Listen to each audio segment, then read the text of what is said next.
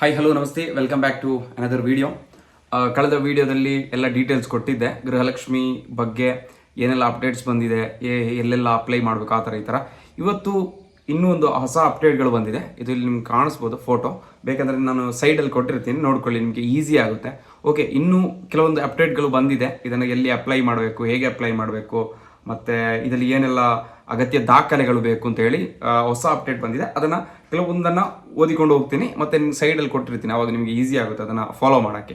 Okay, ಇವಾಗ ಗೃಹಲಕ್ಷ್ಮಿ ಯೋಜನೆಯ ಹೊಸ ಮಾರ್ಗಸೂಚಿ, ಅರ್ಜಿ ಸಲ್ಲಿಕೆ 3 ಕಡೆ ಮಾತ್ರ ಅವಕಾಶ ಅಂತ ಹೊಸ ಅಪ್ಡೇಟ್. ಯಾವುದೇ ಟೈಮ್ ವೇಸ್ಟ್ ಮಾಡೋದು ಬೇಡ, ಡೈರೆಕ್ಟಾಗಿ ವಿಚಾರಕ್ಕೆ ಹೋಗೋಣ. ಇಲ್ಲಾಂದರೆ ಅರ್ಜಿ ನಿಮಗೆ ಆನ್ಲೈನಲ್ಲಿ ಮೊಬೈಲ್ ಸಬ್ಮಿಟ್ ಮಾಡೋಕ್ಕಾಗ್ತಾ ಇತ್ತು, ಅಥವಾ ಸೈಬರ್ ಸೆಂಟರ್ಗಳಲ್ಲಿ ಮಾಡೋಕ್ಕಾಗ್ತಾ ಇತ್ತು. ಇವಾಗ ಆ ಥರ ಇಲ್ಲ. ಹೊಸ ಅರ್ಜಿ ಹಾಗೂ ನವೀಕರಣ ಎಲ್ಲಿ ಲಭ್ಯ, ಎಲ್ಲೆಲ್ಲ ನಿಮಗೆ ಹೊಸ ಅರ್ಜಿಯನ್ನು ಹಾಕ್ಬೋದು. ಮತ್ತು ಮುಂಚೆ ಯಾರೆಲ್ಲ ಗೃಹಲಕ್ಷ್ಮಿ ಹಾಗೂ ಗೃಹಜ್ಯೋತಿಯನ್ನು ಪಡಿತಾ ಇದ್ರು ಅವರು ವಾಪಸ್ ರೀಅಪ್ಲೈ ಮಾಡಬೇಕು ಅಂತ ಹೇಳಿದ್ದಾರೆ, ಬಯೋಮೆಟ್ರಿಕ್. ಅವಾಗ ಎಲ್ಲಿ ಅದು ಲಭ್ಯ ಅಂತ ಹೇಳಿ ಇಲ್ಲಿ ಕೊಟ್ಟಿದ್ದಾರೆ. ಒಂದು ಬೆಂಗಳೂರು 1 ಜಿಲ್ಲಾ ಕೇಂದ್ರಗಳು. ಓಕೆ, ನಾನು ಆಲ್ರೆಡಿ ಲಾಸ್ಟ್ ವಿಡಿಯೋದಲ್ಲಿ ಹೇಳಿದ್ದೆ, ಬೆಂಗಳೂರು 1 ಕರ್ನಾಟಕ 1 ಆ ಥರ ಎಲ್ಲ ಇತ್ತು, ಅಲ್ಲೆಲ್ಲ ಅಪ್ಲೈ ಮಾಡ್ಬೋದು. ಅದೇ ಥರ ಬಂದಿದೆ ನೋಡಿ. ಬೆಂಗಳೂರು 1 ಜಿಲ್ಲಾ 1 ಕೇಂದ್ರಗಳು, ಕರ್ನಾಟಕ 1 ಕೇಂದ್ರಗಳು, ಮತ್ತು ಗ್ರಾಮ 1 ಕೇಂದ್ರಗಳು, ಗ್ರಾಮ ಸೇವಾ ಕೇಂದ್ರ, ಡಿಜಿಟಲ್ ಸೇವಾ ಕೇಂದ್ರ, ಅಲ್ಲೆಲ್ಲ ನಿಮಗೆ ಅಪ್ಲೈ ಮಾಡ್ಬೋದು. ಮತ್ತು ರಿಜಿಸ್ಟರ್ ಆಗಿಲ್ಲದಂತಹ ಸೈಬರ್ ಸೆಂಟರ್ಗಳಲ್ಲಿ ಇದಕ್ಕೆ ಚಾನ್ಸ್ ಇಲ್ಲ, ಮತ್ತು ನಿಮಗೆ ಮೊಬೈಲಲ್ಲಿ ಅಪ್ಲೈ ಮಾಡೋಕ್ಕಾಗಲ್ಲ. ಇದೊಂದು ಹೊಸ ಅಪ್ಡೇಟ್. ಓಕೆ, ಸರಿನಾ? ಮತ್ತು ಇನ್ನು ಇದೆಲ್ಲ ವಿಷಯ ಸಂಬಂಧಪಟ್ಟದ್ದು ಗೃಹಲಕ್ಷ್ಮಿಗೆ ಮಾತ್ರ. 2,000 ರೂಪಾಯಿ ನಿಮ್ಗೆ ಬರ್ತಾ ಇತ್ತಲ್ಲ, ಅದರ ಬಗ್ಗೆ ಅಪ್ಡೇಟ್. ಓಕೆ, ಮತ್ತು ಇವಾಗ ನೀವು ಅರ್ಜಿ ಸಲ್ಲಿಸಬೇಕಾದ್ರೆ ರೀಅಪ್ಲೈ ಮಾಡೋಕ್ಕೆ ಹೇಳಿದ್ದಾರೆ ಗೌರ್ಮೆಂಟ್. ಯಾರೆಲ್ಲ ಇದುವರೆಗೂ ಪಡಿತಾ ಇದ್ರ ಗೃಹಲಕ್ಷ್ಮಿಯ ಸವಲತ್ತನ್ನು ಪಡಿತಾ ಇದ್ರ ಅವರು ಅಪ್ಲೈ ಮಾಡಲೇಬೇಕು. ಅದಕ್ಕೆ ₹5 ಚಾರ್ಜಸ್ ಇದೆ. ಅದನ್ನು ನೀವು ಬೆಂಗಳೂರು 1, ಕರ್ನಾಟಕ 1, ಜಿಲ್ಲಾ 1, ಗ್ರಾಮ 1, ಡಿಜಿಟಲ್ ಸೇವಾ ಕೇಂದ್ರಗಳಲ್ಲಿ ಅಪ್ಲೈ ಮಾಡ್ಬೋದು. ಇದಕ್ಕೆ ಏನೆಲ್ಲ ಅಗತ್ಯ ದಾಖಲೆಗಳು ಬೇಕು ಅಂತ 1 by 1 ಹೇಳ್ತಾ ಹೋಗ್ತಾನೆ.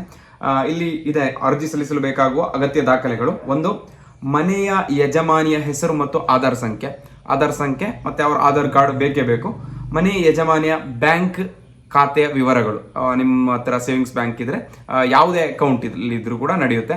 ಇದು ಕೇಂದ್ರೀಕೃತ ಬ್ಯಾಂಕ್ ಆ ಥರ ಈ ಥರ ಏನಿಲ್ಲ, ಯಾವುದೇ ಬ್ಯಾಂಕಲ್ಲಿ ಇದ್ರೂ ಕೂಡ ನಡೆಯುತ್ತೆ. ನಿಮ್ಮ ಬ್ಯಾಂಕ್ ಡೀಟೇಲ್ಸ್ ಬೇಕಾಗುತ್ತೆ, IFSC ಕೋಡ್, ಅಕೌಂಟ್ ನಂಬರ್, ಮತ್ತು ಯಾವ ಬ್ರಾಂಚ್ ಅಂತ ಹೇಳಿ ಕೊಟ್ಟರೆ ಗೊತ್ತಾಗುತ್ತೆ. ಅದು ಬ್ಯಾಂಕ್ ಖಾತೆ ಪಾಸ್ಬುಕ್ನ ಫಸ್ಟ್ ಪೇಜ್ ಕೊಟ್ಟರೆ ಸಾಕಾಗುತ್ತೆ. ಅದೇ ಒಂದು. ಎರಡನೇದು. ಓಕೆ, ಮೂರನೇದು, ಫಲಾನುಭವಿಯ ಜಾತಿ ಮತ್ತು ಆದಾಯ ಪ್ರಮಾಣ ಪತ್ರ. ಇದು ನೀವು ಫಸ್ಟ್ ಮಾಡಬೇಕಾದ್ರೂ ಕೊಟ್ಟಿರ್ತೀರಾ, ಜಾತಿ ಮತ್ತು ಆದಾಯ ಪ್ರಮಾಣ ಪತ್ರ. ಅದು ಎಲ್ಲರಲ್ಲೂ ಇದ್ದೇ ಇರುತ್ತೆ, 95% ಜನರಲ್ಲೂ ಇದ್ದೇ ಇರುತ್ತೆ. ಅದು ಇಲ್ಲ ಅಂತ ಹೇಳಿದ್ರೆ ಮಾಡಿಸ್ಕೊಳ್ಳಿ, ಅದು ಏನು ದೊಡ್ಡ ವಿಚಾರ ಏನಿಲ್ಲ, 1-2 ದಿನದಲ್ಲಿ ಸಿಗುತ್ತೆ ಜಾತಿ ಮತ್ತು ಆದಾಯ ಪ್ರಮಾಣ ಪತ್ರ. ಮತ್ತು 4ನೇದು ಏನಪ್ಪ ಅಂದರೆ, ಫಲಾನುಭವಿಯ ಪತಿಯ ಹೆಸರು ಮತ್ತು ಆಧಾರ್ ಸಂಖ್ಯೆ. ಅವರು ಇವಾಗ ಯಾರು ಯಜಮಾನಿ, ಒಂದು ಮನೆಯಲ್ಲಿ ಒಬ್ಬರಿ ಯಜಮಾನಿಗೆ 2,000 ರೂಪಾಯಿ ಬರ್ತಾ ಇತ್ತು, ಅವ್ರ ಗಂಡನ ಆಧಾರ್ ಸಂಖ್ಯೆ ಅಲ್ಲಿ ಕೊಡಲೇಬೇಕು, ಮತ್ತು ಅವರ ಹೆಸರು ಕೂಡ ಕೊಡಬೇಕು, ಆಧಾರ್ ಸಂಖ್ಯೆ ಬೇಕು. ಅವರು ತೀರಿ ಹೋಗಿದ್ರು ಕೂಡ, ಯಾರು ಪತಿ, ಇವಾಗ ಯಜಮಾನಿಯ ಗಂಡ ತೀರಿ ಹೋಗಿದ್ರು ಕೂಡ ಅವರ ಆಧಾರ್ ಕಾರ್ಡ್ ಅಥವಾ ಆಧಾರ್ ಸಂಖ್ಯೆನ ಇಲ್ಲಿ ಕೊಡಲೇಬೇಕು. ಅದರಲ್ಲಿ ಎಂಟರ್ ಮಾಡಬೇಕಾಗುತ್ತೆ ಅಂತ ಹೇಳಿ ಇಲ್ಲಿ ಮೆನ್ಷನ್ ಮಾಡಿದ್ದಾರೆ. ಮತ್ತು ಚಾಲ್ತಿಯಲ್ಲಿರುವ APL ಅಥವಾ BPL ಪಡಿತರ ಚೀಟಿ, ನಿಮ್ಮ ಹತ್ರ ಪಡಿತರ ಚೀಟಿ ಇದ್ದೇ ಇರುತ್ತೆ, ರೇಷನ್ ಕಾರ್ಡ್, ಅದು ಸಬ್ಮಿಟ್ ಮಾಡಲೇಬೇಕಾಗುತ್ತೆ. ನಿಮ್ಮದು APL ಕಾರ್ಡ್ ಇದ್ರೂ ಸಬ್ಮಿಟ್ ಮಾಡಬೇಕು, BPL ಕಾರ್ಡ್ ಇದ್ರೂ ಕೂಡ ಸಬ್ಮಿಟ್ ಮಾಡಬೇಕು. ಇದು ನೋಡ್ಕೊಳ್ಳಿ. ಓಕೆ, ಸರಿನಾ? ಮತ್ತು ಇಲ್ಲಿ ಗಮನಿಸಿ ಅಂತೇಳಿ ಒಂದು ನೋಟ್ ಕೊಟ್ಟಿದ್ದಾರೆ, ಸೂಚನೆ ಕೊಟ್ಟಿದ್ದಾರೆ. ಫಲಾನುಭವಿಗಳಿಗೆ ಈಗಾಗಲೇ ಮಾರ್ಚ್ ತಿಂಗಳ ಕಂತಿನ ಹಣ ಜಮೆ ಆಗಿದೆ. ಮಾರ್ಚ್ ಇದು ಎಲ್ರಿಗೂ ಜಮೆ ಆಗಿದೆ ಅಂತೇಳಿ ಇಲ್ಲಿ ನೋಟ್ ಮಾಡಿ ಕೊಟ್ಟಿದ್ದಾರೆ. ಯಾರಿಗೆಲ್ಲ ಬಂದಿಲ್ಲ ಕಮೆಂಟ್ ಮಾಡಿ ನೋಡೋಣ ಯಾವ ಥರ ಆಗುತ್ತೆ ಅಂತೇಳಿ. ಮತ್ತು ಮೇ ತಿಂಗಳ ಕಂತಿನ ಹಣ ಬಿಡುಗಡೆಗೆ ಆರ್ಥಿಕ ಇಲಾಖೆ ಪ್ರಸ್ತಾವನೆ ಸಲ್ಲಿಸಲಾಗಿದ್ದು, ಅನುಮೋದನೆ ಸಿಕ್ಕ ತಕ್ಷಣ ಖಾತೆಗಳಿಗೆ ಹಣ ಜಮೆಯಾಗಲಿದೆ. ಓಕೆ, ಮೇ ತಿಂಗಳಿದು ಇವಾಗಲೇ ಅವರು ಸಬ್ಮಿಟ್ ಮಾಡಿದ್ದಾರೆ. ಅದು ಇನ್ನು ಅಮೌಂಟ್ ರಿಲೀಸ್ ಆಗಿಲ್ಲ. ರಿಲೀಸ್ ಆದ ತಕ್ಷಣ ನಿಮ್ಮ ಅಕೌಂಟಿಗೆ ಬಿದ್ದೇ ಬೀಳುತ್ತೆ, ಅದರಲ್ಲಿ ಟೆನ್ಷನ್ ಮಾಡಬೇಕಾಗಿಲ್ಲ. ಈ ಬಾಕಿ ಇರುವ ಕಂತುಗಳ ಹಣ ಬಿಡುಗಡೆ ಆದ ಬಳಿಕವಷ್ಟೇ ಹೊಸ ಅರ್ಜಿ ಸಲ್ಲಿಕೆ ಮತ್ತು ನವೀಕರಣ ಪ್ರಕ್ರಿಯೆಗೆ ಅಧಿಕೃತವಾಗಿ ಚಾಲನೆ ಸಿಗಲಿದೆ. ಇವಾಗ ನೀವು ಮೇ ತಿಂಗಳಿದು ಮತ್ತು ಮಾರ್ಚ್ ತಿಂಗಳಿದು, ಈ ತಿಂಗಳೆಲ್ಲ ಯಾರ್ದು ಹಣ ಬಂದಿಲ್ಲ, ಗೃಹಲಕ್ಷ್ಮಿದು ಹಣ ಬಂದಿಲ್ಲ, ಅವರದೆಲ್ಲ ಅಕೌಂಟಿಗೆ ಹಾಕಿ ಆದ ನಂತರ ಗೌರ್ಮೆಂಟ್ ಅವರು ನಿಮ್ಮ ಅಕೌಂಟಿಗೆಲ್ಲ ಯಾರ್ದೆಲ್ಲ ಪೆಂಡಿಂಗ್ ಅಮೌಂಟ್ಸ್, ತುಂಬ ಮಂದಿದು ಬಾಕಿ ಇದೆ, ಕೆಲವ್ರದ್ದು ಬಂದಿರ್ಬೋದು, ಇನ್ನು ತುಂಬ ಮಂದಿದು ಬಾಕಿ ಇದೆ, ಅವ್ರದ್ದೆಲ್ಲ ಸಬ್ಮಿಟ್ ಆದ ನಂತರ, ಯಾರ್ದೆಲ್ಲ 2,000 ರೂಪಾಯಿ ಪೇ ಮಾಡಿ ಆದ ನಂತರ ಈ ಹೊಸ ರೀಅಪ್ಲೈ ಇದು ಎಲ್ಲ ಸ್ಟಾರ್ಟ್ ಆಗ್ಲಿಕ್ಕಿದೆ ಅಂತೇಳಿ ಇಲ್ಲಿ ಕರೆಕ್ಟಾಗಿ ಕೊಟ್ಟಿದ್ದಾರೆ, ಸೂಚನೆಯೇ ಕೊಟ್ಟಿದ್ದಾರೆ. ಓಕೆ, ಗಮನಿಸಿ ಅಂತೇಳಿ ಸೂಚನೆಯೇ ಡಿಫ್ರೆಂಟಾಗಿ ಕೊಟ್ಟಿದ್ದಾರೆ.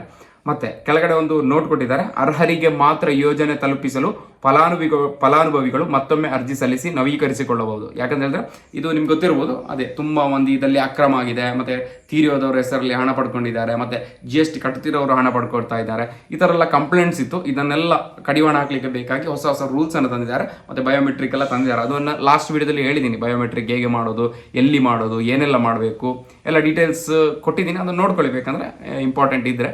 ಬಟ್ ಅದೇ ಅರ್ಹರಿಗೆ ಸಿಗಬೇಕು ಅಂತ ಮಾತ್ರ ಬೇಕಾಗಿ ಈ ತರ ರೂಲ್ಸ್ ಅನ್ನು ಮಾಡಿದ್ದಾರೆ, ಅದನ್ನ ಇಲ್ಲಿ ಮೆನ್ಷನ್ ಮಾಡಿದ್ದಾರೆ. ಓಕೆ, ಮತ್ತೆ ಇಲ್ಲಿ ಇನ್ನೊಂದು ನೋಟ್ ಕೊಟ್ಟಿದ್ದಾರೆ ನೋಡಿ, ಸೈಬರ್ ಸೆಂಟರ್ ಅಥವಾ ಮೊಬೈಲ್ ಆ್ಯಪ್ಗಳಲ್ಲಿ ಅರ್ಜಿ ಸಲ್ಲಿಸಲು ಯಾವುದೇ ಅವಕಾಶ ಇರುವುದಿಲ್ಲ.